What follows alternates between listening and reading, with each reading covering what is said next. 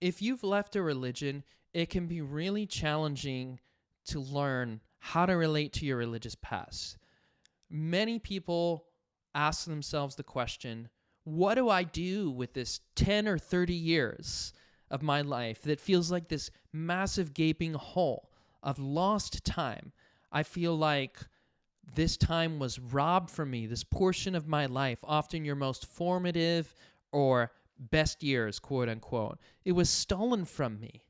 And not only can it feel like this time was stolen from you, but also that you missed out. You missed out on all kinds of things because many restrictive religions don't allow you to express your sexuality. They prohibit you from studying certain subjects or pursuing certain vocations or from knowing about secular culture. And so you may come out of this religion and feel like, I don't know anything. I don't know how to survive and relate in this society and in this world. And I have to play catch up. Or maybe in your sex life, you might have this experience of really restricting or repressing your sexuality. And now all of a sudden, you have to play catch up and you're dealing with people who've been sexually active their whole lives. And it can be really intimidating and really discouraging. And you can feel like you're playing from behind here. And not only that, but many of us experience tremendous psychological and spiritual abuse in these religions. So it's kind of the gift that keeps on giving. You had this experience where you quote unquote missed out on a lot of life, where you weren't allowed to have a lot of these formative experiences that maybe looking back you want to have, but also you were traumatized and harmed, and now you have to deal with that fallout. It's continuing to produce negative and challenging experiences in your life moving forward. So it's like you're almost still not out of it because you're still not over it or haven't worked through it in certain ways. And so this can be a really hard issue, and I see a lot of people getting really stuck here in despair and in regret, always kind of going back to this past and wishing it hadn't happened to them, wishing that they had those years back. And, you know, I really felt this way myself. I spent the first 26 years of my life in Pentecostal fundamentalist evangelical Christianity. I, devoted most of my time and energy and heart and soul to this religion, and also my whole vocation. I became a minister. I got a Master of Divinity, and it was really, really hard to transition coming out of that. I had to play a lot of catch up, and I felt really bitter about it for a very long time. So this is real, and the first thing that I recommend is to acknowledge that. Really, it can really harm us and set us back if we feel ashamed for feeling anger and rage and depression or despair and disillusionment about these issues. So firstly, I want to fully validate this perspective, these feelings, and these sentiments, and encourage you to embrace those and express them. And this can be hard for people coming out of a fundamentalist religion because we were taught that challenging emotions are sinful. So like rage, for instance, and despair, that there's something wrong with you if you express that that's not something you should do. You should be better. You should get over it, or you should be able to get over it quickly. And I want to say that's not the case. These are healthy feelings, and it's important to acknowledge and express those, maybe in a support group, maybe in a journal. You could write letters or letters to the church, finding ways to be seen and heard in this experience and to see and hear yourself in your raw, potent, challenging emotions, that this is really shitty. This feels really shitty. And I really wish this didn't happen to me. And I really do feel like it was a loss and that I was robbed. So really giving that full voice. And then at the same time, I think a lot of us find ourselves doing that. And I see people sometimes doing this for many years and not really being able to add this other piece, to not really move beyond that into a new place. So it's possible to get stuck in that. And that's a lot of what I want to address here is I think that it comes to a point where we have to find an empowering perspective, a way in which we view ourselves moving forward in life where we don't feel like we're victims of our life experience. And so we were victims here, okay? Like, you were in a controlling system that had many abusive elements, and you had no power to see that or to change it at the time. So we did have an experience of being victimized. But once we recognize that and do our healing work, I think there's an opportunity to view our experience in a way that empowers us, where we're no longer powerless to find meaning and purpose in healing. And that's what I'm talking about, moving forward, not feeling like you are helpless in the face of your life experience and there's nothing you can do, that you have a sense of real agency and hope and meaning here. And I think it's possible and common for people to feel like life itself is against them after having this kind of a traumatic and challenging life experience, that they've gotten the short end of the stick, and to feel jaded and shut down and like there's no hope for you. And that's not the case. You don't have to feel that way. So there's several things to do here. I think the second thing I recommend is relating to your past in a different way, and that we don't have to view it as all good or all bad. And I think it's easy once you've had this kind of experience to view it as all bad. And this is an example of black and white, all or nothing dichotomous thinking, which is a way we were indoctrinated to operate in fundamentalist religion. Fundamentalist religion itself is premised on all or nothing thinking.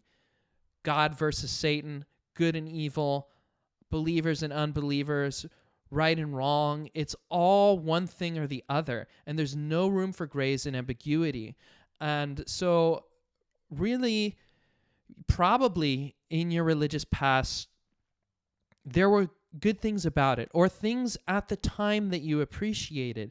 And at some point, as we're doing our healing work from religious trauma, I think it serves us to examine the things that we valued then or still value now, and not to view it all as black and white, because when we view it all as bad, then it just feels like it's all a loss. But when you can see some of the benefits of it, then it's easier to accept and integrate this life experience. So, it's possible that you did derive a sense of comfort and community and meaning and purpose from this at the time. And so maybe in many ways, the experience of being religious was meaningful and valuable to you at the time.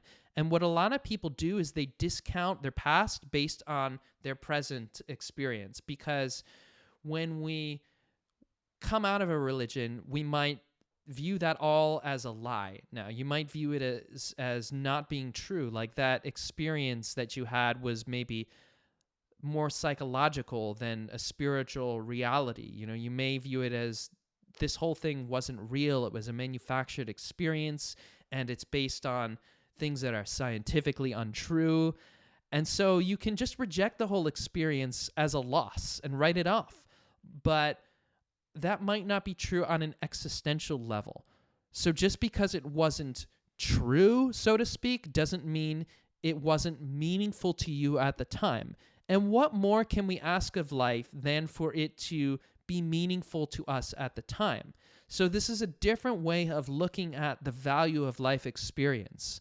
You don't have to just view it as value on a utilitarian standard, that it has an enduring value for serving humanity's good in the future, right? So maybe something like world evangelism that you were engaged in the past, maybe you devoted your career to it like I did. You look at it now and could write that off as a loss, right? It's not helping humanity anymore. You don't see it as aligned with truth. But when I did that, I felt meaning and value and belonging and community from it. And I felt that my life was meaningful at the time. So that experience of having a meaningful life is valuable, and you can still value it in the future and in the present, even though you no longer endorse that ideological perspective. So we don't have to be to view meaning and purpose and value solely from a rational perspective. We can really appreciate the more existential elements. And again, life is is this series of present moments. So really how you view that will determine a lot of how you feel about it moving forward.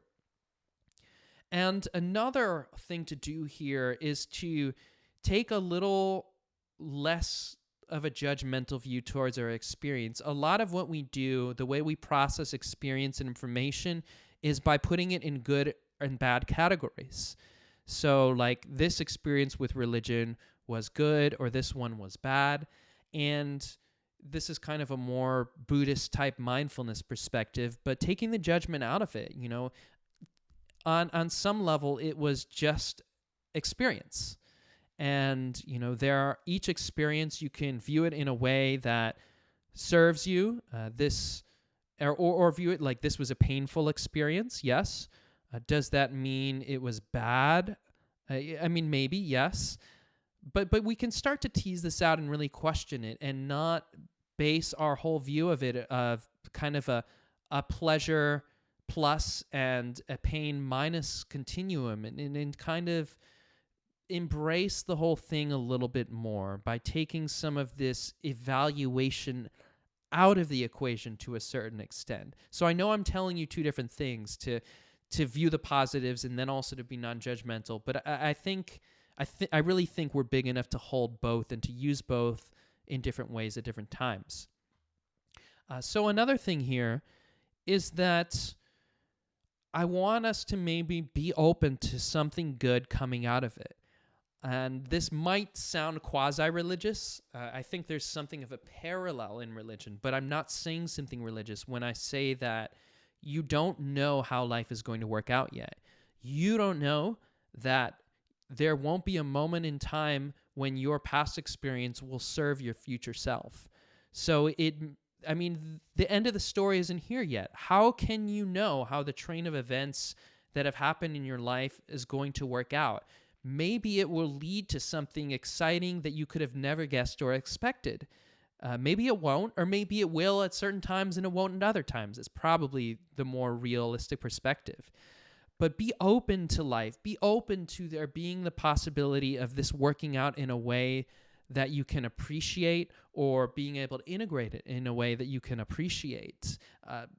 Be open to the dream of life, of things, of being pleasantly surprised maybe. And we really don't necessarily have to entirely wait on this. The last thing I suggest is finding ways to make meaning and purpose out of this experience. And really what it comes down to at the end of the day is our agency here, and that we have a very large role in deciding how we view what's happened in our lives. And we have a lot of agency in finding a sense of meaning and purpose and creating positive or helpful perspectives about our life experience. And so we really don't have to be a victim of what's happened to us, even if we've endured really horrible things. And there are many examples of people, everyday people like you and me, living through horrible situations and still appreciating and even being grateful for their life experiences. And that doesn't mean we have to endorse the experience. And you may be averse to this kind of exercise because your religion may have taught you and shamed you in this way, saying that, well, you should be grateful for what happened to you because it was God's will. And so it was good that this horrible traumatic thing happened to you, and you should praise God or embrace the mystery. And that can really cheapen your experience and feel really awful. I'm not saying to do that. But what I am saying is it can be really empowering to, having acknowledged the pain and the trauma, find a way to view it so you are victorious and you arise out of this thing with a kind of power, having gone through it, that you can find a way to make meaning and purpose out of this experience. How are you a better person because of this experience, or in spite of this experience, learning the lesson in a backwards way? being subjected to this thing? How have you been able, because of your own fortitude and character, to use a negative and harmful experience to grow yourself as a person who has a greater depth and more resilience? And I can tell you that people who go through religious trauma and religious abuse and who have found the courage within themselves to say no to people who are threatening them or shunning them, and to really make this huge break and to reconstruct their whole identity from the ground up. Going through that experience, it gives you a kind of depth and character that not a lot of people have. And I mean, it forces you to question at a very deep level. And it also can enable you to see through different ideologies and manipulations in political systems, in our culture, in all kinds of different ways. And I think it gives you a lot of power, too.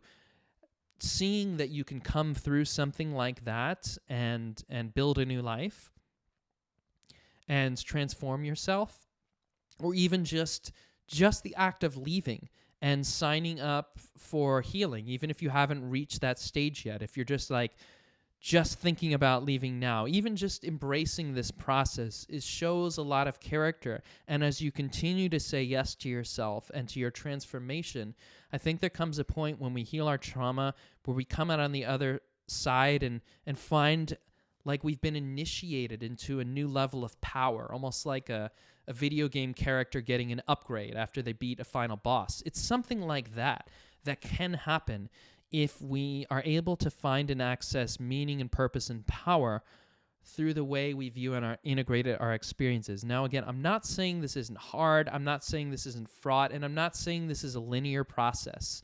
You might go through this thing and cycle back to getting stuck again.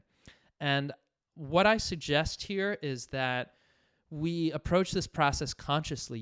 And it might be hard. It might not come to you easily how to make meaning and purpose and how to view this differently just through watching this video. You might have to sit down and write it down and journal and work it out with a therapist or a coach and say, what is a more constructive way I can view what's happened to me in my life? Or what's a less destructive way that I can view this that makes sense to me, that I can actually believe? So really examining the perspectives we take to what happened to us, and also to the possibility in our future that there may be something that I can do that I wouldn't have been able to do without having gone through this experience, because I've learned something, because I've chosen to grow, because I've chosen to find a way. And that choice might not always be enough. It might not always feel like enough, but it means something. You can always choose something a little better, even if that's just reaching out for support, which is not just, it's a huge thing. So I also recommend doing transformational experiences, experiential experiences.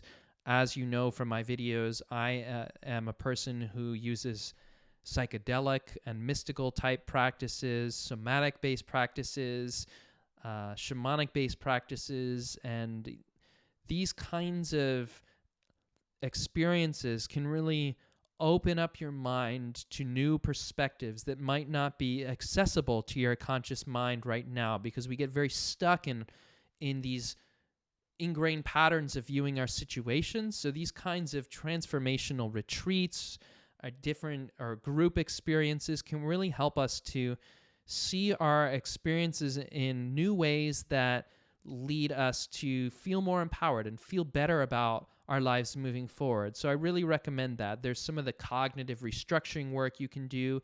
There's work you can do to go into these traumatic memories and repattern them, maybe with a therapist. I do that work a lot with people. But then there's this more kind of intuitive, experiential type work that a lot of people find themselves surprised by these new, more hopeful, more opening, delightful perspectives. And I'd say at my stage, I have also found value in my religious past. Like I've looked at actually the Bible again, and some people find this healing at a certain stage to view those religious symbols or lessons in a different framework, in a different light. And so, I mean, I do feel this feeling of nostalgia sometimes when I think about Bible verses or Christian songs, and I allow myself to have that experience. And I do find some meaning in it now, without, again, endorsing the whole thing and fully acknowledging the trauma and abuse. So I will say, though, that I've come to a place where I really don't regret anything that I've gone through. There are moments when I do. And I think what will happen at a certain point is you'll find your mind going into these well-trodden paths of despair and regret and spiraling. And when you develop enough mindfulness and capacity, there emerges a choice point where you realize you catch yourself in that spiral and say, you know, there's a different path here. There's a different way I can view my experience that will lead me to where I want to go, to more of a sense of integration and wholeness and empowerment. And that will happen more and more and more as you're engaging this healing process. So my name is Andrew Jasko. I'm the founder of Life After Dogma. I do coaching work to help people heal from their religious trauma and to reclaim a healthy, authentic connection with spirituality if that's something that they want. Again, their own chosen form of spirituality. So if you are interested in doing that work with me, you can click a link below to book a session with me, a free coaching session. And please comment below if there are any other experiences you have that you'd like me to cover or something I left out in this video, any insights. Please like and subscribe. Thank you so much.